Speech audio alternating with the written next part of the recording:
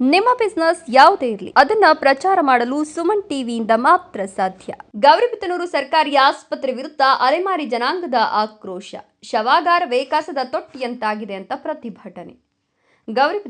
ಗೌರಿಬಿದನೂರಿನ ಸಾರ್ವಜನಿಕ ಆಸ್ಪತ್ರೆಯಲ್ಲಿ ಮರಣೋತ್ತರ ಪರೀಕ್ಷೆ ವಿಳಂಬವಾಗಿರುವುದು ಹಾಗೂ ಶವಾಗಾರದ ದುಸ್ಥಿತಿಯನ್ನು ಖಂಡಿಸಿ ಅಲೆಮಾರಿ ಜನಾಂಗದ ಮುಖಂಡರು ಮತ್ತು ಸಾರ್ವಜನಿಕರು ಮಂಗಳವಾರ ಆಸ್ಪತ್ರೆ ಮುಂಭಾಗ ತೀವ್ರ ಪ್ರತಿಭಟನೆ ನಡೆಸಿದರು. ಆಸ್ಪತ್ರೆ ಆಡಳಿತ ಹಾಗೂ ಪೊಲೀಸ್ ಇಲಾಖೆಯ ನಿರ್ಲಕ್ಷ್ಯದಿಂದ ಮೃತರ ಕುಟುಂಬಕ್ಕೆ ಅನಾವಶ್ಯಕ ಕಷ್ಟ ಉಂಟಾಗಿದೆ ಅಂತ ಪ್ರತಿಭಟನಾಕಾರರು ಆರೋಪಿಸಿದರು. ಗೌರಿಬಿದನೂರಿನ ಅಕ್ಕಿಪಿಕ್ಕಿ ಕಾಲೋನಿಯ ನಿವಾಸಿ ಭರತ್ ಹೆಚ್ಆರ್ ಅವರು ಸೋಮವಾರ ರಾತ್ರಿ ಸುಮಾರು 9 ಗಂಟೆ ವೇಳೆಗೆ ಸೈನ್ಸ್ ಪಾರ್ಕ್ ಮುಂಭಾಗ ಸಂಭವಿಸಿದ ರಸ್ತೆ ಅಪಘಾತದಲ್ಲಿ ಗಂಭೀರವಾಗಿ ಗಾಯಗೊಂಡಿದ್ದರು. ಅವರನ್ನು ತಕ್ಷಣವೇ ಗೌರಿಬಿದನೂರು ಸಾರ್ವಜನಿಕ ಆಸ್ಪತ್ರೆಗೆ ಸಾಗಿಸಲಾಗುತ್ತಿತ್ತು. ಆದರೆ ಆಸ್ಪತ್ರೆಗೆ ತಲುಪುವ ಮುನ್ನವೇ ಅವರು ಮೃತಪಟ್ಟಿದ್ದಾರೆ ಅಂತ ತಿಳಿದು ಬಂದಿದೆ. ಇನ್ನು ಮೃತದೇಹವನ್ನು ಸಾರ್ವಜನಿಕ ಆಸ್ಪತ್ರೆಯ ಶವಾಗಾರದಲ್ಲಿ ಇರಿಸಲಾಗಿದ್ದು, ಮಂಗಳವಾರ ಸಂಜೆ 5 ಗಂಟೆಯಾದರೂ ಮರಣೋತ್ತರ ಪರೀಕ್ಷೆ ನಡೆಸದೇ ಇರುವುದು ಕುಟುಂಬಸ್ಥರು ಮತ್ತು ಅಲೆಮಾರಿ ಜನಾಂಗದ ಮುಖಂಡರ ಆಕ್ರೋಶಕ್ಕೆ ಕಾರಣವಾಯಿತು. ಪೊಲೀಸರು ಬರಬೇಕು, ಎಫ್ಐಆರ್ ದಾಖಲಾಗಬೇಕು ಅಂತ ಹೇಳ್ತಾ ಆಸ್ಪತ್ರೆ ಸಿಬ್ಬಂದಿ ಸಮಯ ಕಳೆದಿದ್ದಾರೆ. ಒಂದು ಮೃತದೇಹ ಗಂಟೆಗಟ್ಟಲೆ ಶವಾಗಾರದಲ್ಲಿ ಬಿದ್ದಿದೆ. ಬಡ ಸಮುದಾಯದವರ ಪ್ರಾಣಕ್ಕೆ ಬೆಲೆ ಇಲ್ಲವೆ ಅಂತ ಪ್ರತಿಭಟನಾಕಾರರು ಕಿಡಿಕಾರಿದರು. ಇದೇ ವೇಳೆ ಅಪಘಾತ ಪ್ರಕರಣದ ಎಫ್ಐಆರ್ ದಾಖಲಿಸುವಲ್ಲಿಯೂ ಪೊಲೀಸ್ ಇಲಾಖೆ ವಿಳಂಬ ಮಾಡಿದೆ ಅಂತ ಆರೋಪಿಸಲಾಯಿತು. ಆಸ್ಪತ್ರೆ ಆಡಳಿತ ಮತ್ತು ಪೊಲೀಸ್ ಇಲಾಖೆ ಪರಸ್ಪರ ಹೊಣೆ ತಪ್ಪಿಸಿಕೊಳ್ತಿವೆ. ಇದರಿಂದ ಮೃತರ ಕುಟುಂಬಕ್ಕೆ ಇನ್ನಷ್ಟು ನೋವು ಅನುಭವಿಸಿದೆ ಅಂತ ಪ್ರತಿಭಟನಾಕಾರರು ಆಕ್ರೋಶ ವ್ಯಕ್ತಪಡಿಸಿದರು.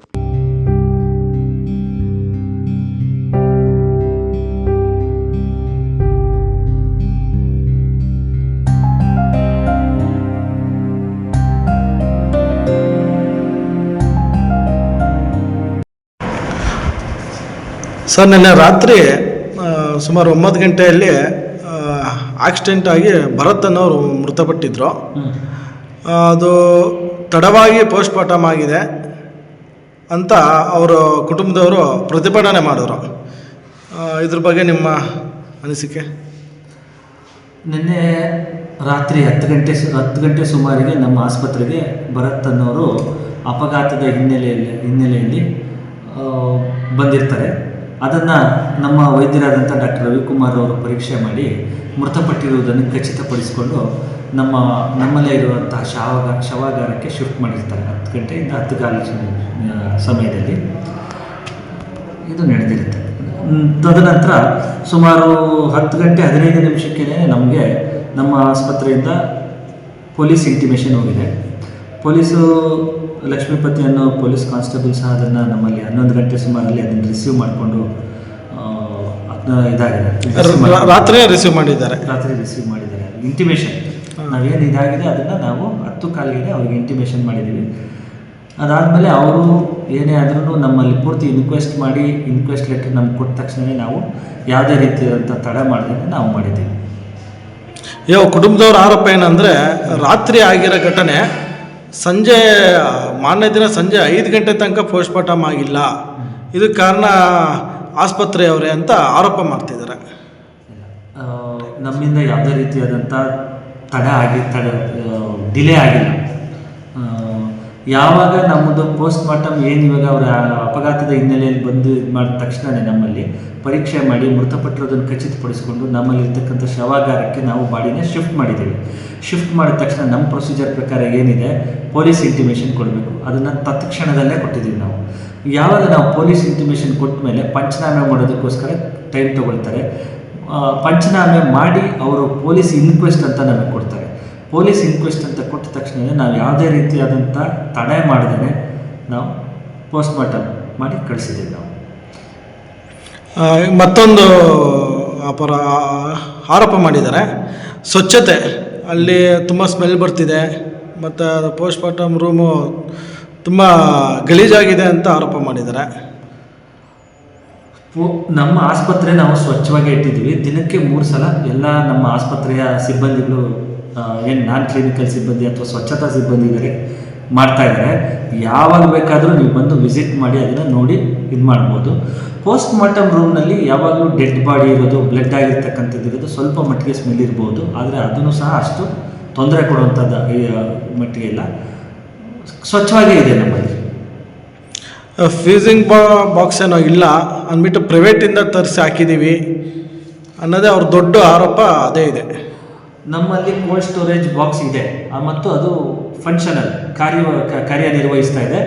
ನಾವು ಇಲ್ಲೇ ಇರ್ತಕ್ಕಂಥ ಬಾಡಿಗಳಿಗೆ ಒಂದು ವೇಳೆ ಡಿಲೇ ಆಗುವಂಥ ಬಾಡಿಗಳನ್ನ ನಾವು ಕೋಲ್ಡ್ ಸ್ಟೋರೇಜಲ್ಲೇ ಇಡ್ತೀವಿ. ಆದರೆ ನಾವು ಹೊರಗಡೆ ಕೊಡೋದಕ್ಕೆ ಇಲ್ಲ. ಈಗೇನು ಅವರು ಪೋಸ್ಟ್ ಮಾರ್ಟಮ್ ಆದಮೇಲೆ ಅವ್ರ ಮನೆಗೆ ತೊಗೊಂಡು ಹೋಗಬೇಕು, ಒಂದು ದಿನ ಇಟ್ಕೋಬೇಕು ಅಂತಂದರೆ ಅದಕ್ಕೆ ನಮ್ಮಲ್ಲಿ ಸರ್ಕಾರದಲ್ಲಿ ಸೌಲಭ್ಯ ಇಲ್ಲ. ನಮ್ಮಲ್ಲಿರುವಾಗ ನಾವು ಕೋಲ್ಡ್ ಸ್ಟೋರೇಜಲ್ಲಿ ಇದು ಮಾಡ್ತೀವಿ. ತಡ ಅನಿಸಿದ್ದು ಈಗ 4 hours 6 hours ಮೇಲಾದರೆ ನಾವು ಖಂಡಿತವಾಗ್ಲೂ ಅದಕ್ಕೆ ತಡ ಆಗುವಂಥ ಪ್ರಕರಣಗಳಿಗೆ ನಾವು ಖಂಡಿತವಾಗ್ಲೂ ನಮ್ಮ ಕೋಲ್ಡ್ ಸ್ಟೋರೇಜನ್ನು ಉಪಯೋಗಿಸ್ತೀವಿ. ನಮ್ಮಲ್ಲಿ ಕೋಲ್ಡ್ ಸ್ಟೋರೇಜ್ ಇದೆ, ಒಂದು ನಿರತವಾಗಿದೆ. ನಾವು ಕಿಟಕಿ ಹತ್ತು ಬಿಟ್ಟು ಹೆಣ್ಮಕ್ಳು ಇಡು ತೆಗ್ದಿದ್ದೀವಿ. ಈ ಪೋಸ್ಟ್ ಮಾರ್ಟಮ್ ಆಗಿದೆಯಾ? ನೀವು ನೋಡ್ಬೇಡಿ, ನೀವು ಹೋಗಿ ಅಂತ ಹೇಳಿದ್ರು ಸರ್. ನಾವು ನೋಡ್ತೀವಿ ಸರ್, ನಾವು ಚಿಕ್ಕಪ್ಪನಿಗೆ ನಾವು ನೋಡ್ತೀವಿ ಅಂತ ನಾವು ಹೇಳಿದೀವಿ.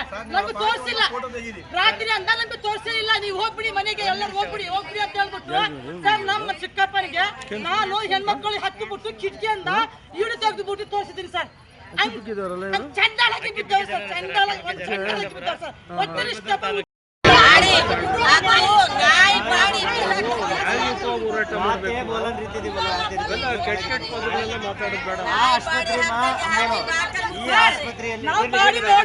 ಪ್ರತಿಭಟನೆಯ ಸಂದರ್ಭದಲ್ಲಿ ಶವಾಗಾರದ ಅವ್ಯವಸ್ಥೆ ವಿರುದ್ಧವೂ ತೀವ್ರ ಅಸಮಾಧಾನ ಹೊರಹಾಕಲಾಯಿತು.